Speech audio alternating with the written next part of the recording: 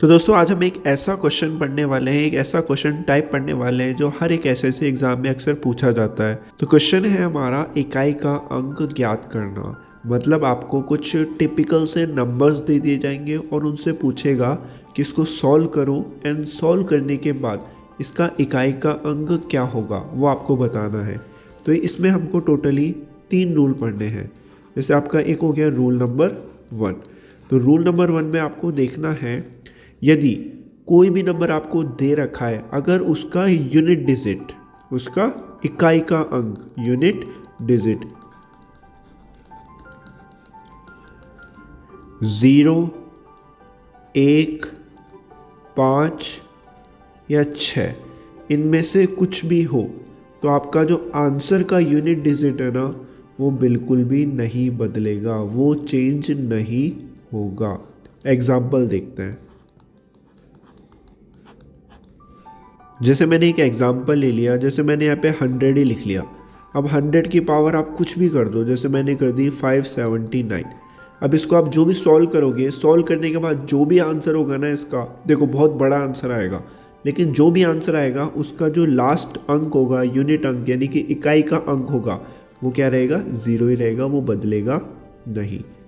एक और एग्जाम्पल ले लेते हैं। जैसे मान लो मैंने ले लिया आपका 911, इसकी पावर मैंने ले ली 1005। अब इसका आंसर कुछ भी हो, कितना भी बड़ा हो, लेकिन उस आंसर का जो इकाई का अंक होगा वो क्या होगा? आपका 1 ही रहेगा। ठीक है, तो इसका आंसर भी क्या हो जाएगा? 1। इसी तरह आप 1-2 एग्जाम्पल और ले लो।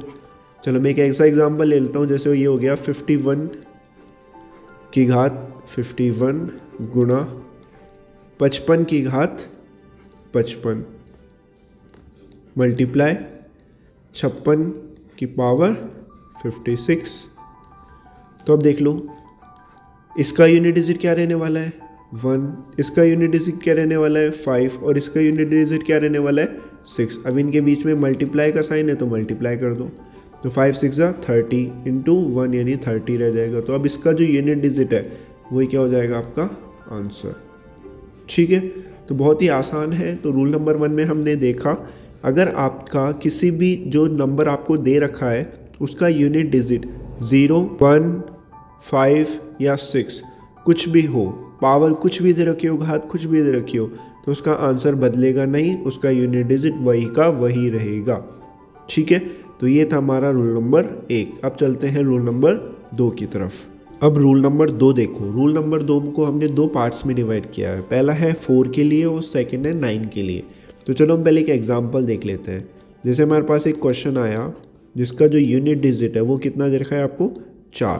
तो ये इस रूल में आएगा। अब देखो इसकी घात हमने ले ली कुछ भी, जैसे 191 ले लिए। तो अब इसको जब अपन सॉल्व करेंगे तो इसका यूनिट डिजिट क्या होगा, इसका इकाई का अंक क्या होगा उसके हल का? तो अब देखो यहाँ पर यूनिट डिजिट क्या है? 4। और इसकी जो घात है, ये घात अपनी पावर क्या है? एक विषम संख्या है। तो जब कभी भी आपकी जो पावर है अगर वो एक विषम संख्या हो, तो जब भी पावर विषम संख्या होगी तो आपका जो आंसर होगा वो ऑलवेज क्या होने वाला है? 4। ठीक है, और अगर मान लो ये जो घात है अगर ये एक सम संख्या होती तो जब भी सम संख्या आपकी घात होगी तो आपका आंसर हमेशा क्या आएगा? 6। ठीक है, तो अभी इसका आंसर क्या है? घात कैसी है? एक विषम संख्या, तो आंसर क्या होगा इसका? 4, यानी इसका इकाई का अंक क्या होगा? 4। चलो एक और एग्जाम्पल लेते हैं अपन। जैसे मैंने ले लिया 104। अब 104 की जो घात वो ले लेते हैं अपन 92। अब देखो आपकी जो घात है वो क्या है? एक सम संख्या है और यूनिट डिजिट क्या है? 4। तो नियम लग गया ये वाला। तो अब घात सम है तो आपका आंसर क्या होने वाला है? 6। इसी तरह अब अपन 9 के लिए देखते हैं। अगर आपका इकाई का अंक 9, जैसे कि एग्जाम्पल लिख लेता हूँ पहले। मान लो ये 999 ले लिया। अब इस 999 की पावर क्या ले ली अपन? ले ली 191। अब देखो इसकी घात कैसी है? एक सम संख्या है या विषम? तो विषम है। तो विषम जब भी होगा तो आपका जो आंसर होगा वो क्या रहेगा? 9 ही रहेगा। और अगर एक सम संख्या हो तो आपका आंसर क्या हो जाएगा? 1। ठीक है, तो बताओ इसका आंसर क्या हो गया? घात एक विषम संख्या है तो आंसर क्या आएगा इसका? 9। चलो एक और एग्जांपल देखते हैं। जैसे मान लो ले लिया मैंने 109 और इसकी पावर ले ली मैंने 100।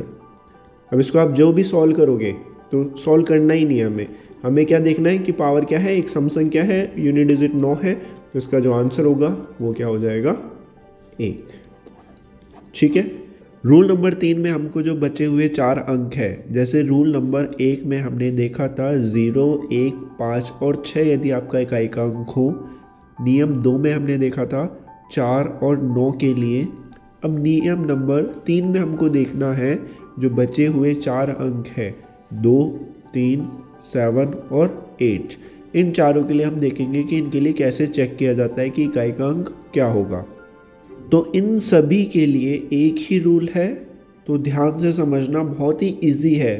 पहले यहाँ पर स्टेप्स मैंने बना रखे हैं तो एक बार उनको ध्यान रख लो, उसके बाद मैं एग्जांपल्स कराऊंगा तो उसमें बहुत अच्छे से समझ में आ जाएंगे। तो सबसे पहले तो देखो आपको क्या करना है। स्टेप नंबर 1 हमेशा याद रखना है, स्टेप नंबर क्या है। तो दी गई संख्या की घात में 4 का भाग देंगे। दी गई संख्या की घात में 4 का भाग देना है और शेषफल चेक करेंगे। ठीक है। तो सबसे पहले जो भी आपको घात दे रखी है क्वेश्चन के अंदर उसमें 4 का भाग दे दो।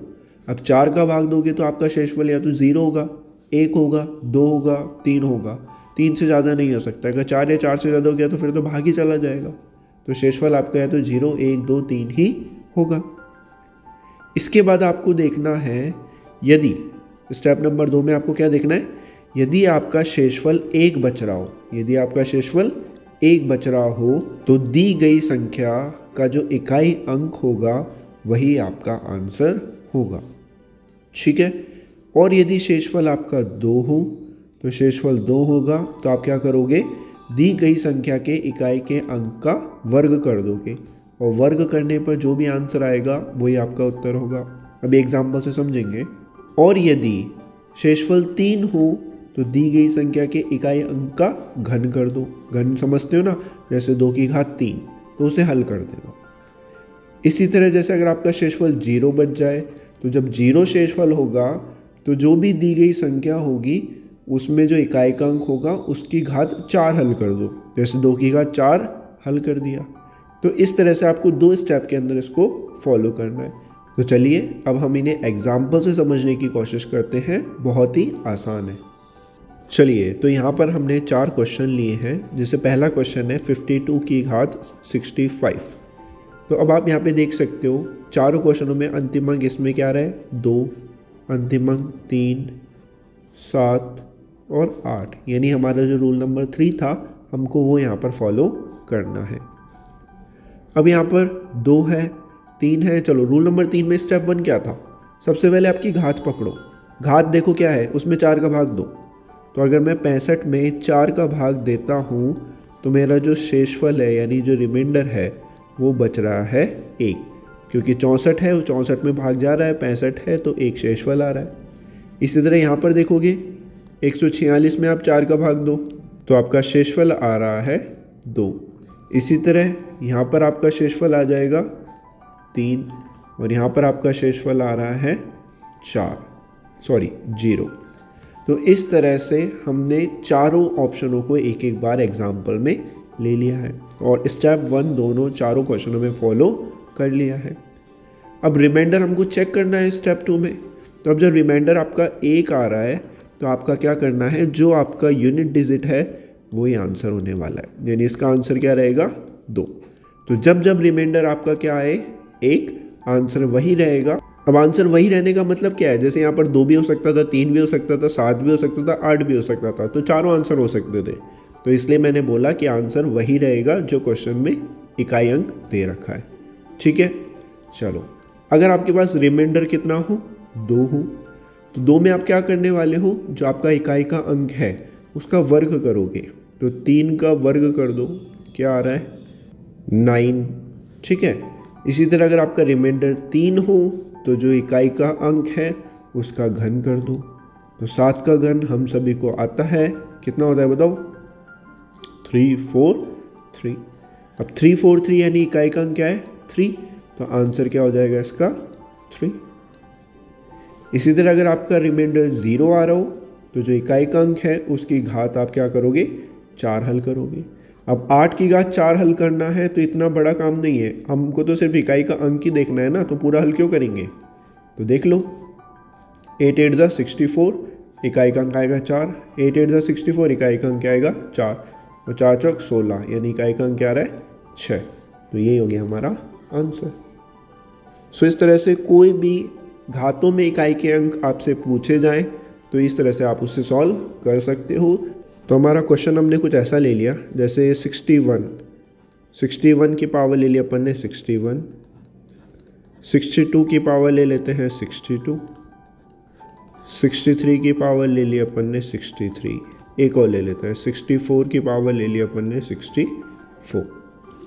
तो अब देखो यहाँ से 1 वाले रूल नंबर 1, आंसर 1 ही रहेगा।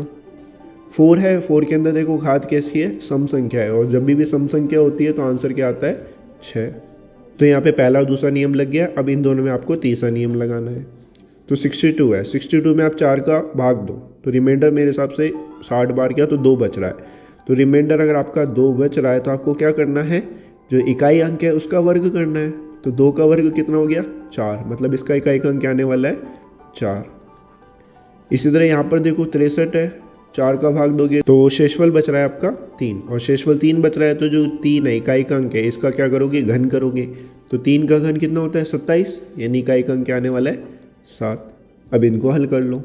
तो 4 एकम 4, 6 सत्ते 42, तो 42 का 4 छोड़ो 2 ले लो इकाई का अंक, तो 4 दूनी 8, यानी इसको पूरे हल करने पे जो इकाई का अंक आने वाला है वो क्या आने वाला है 8, वही क्या होगा आपका उत्तर।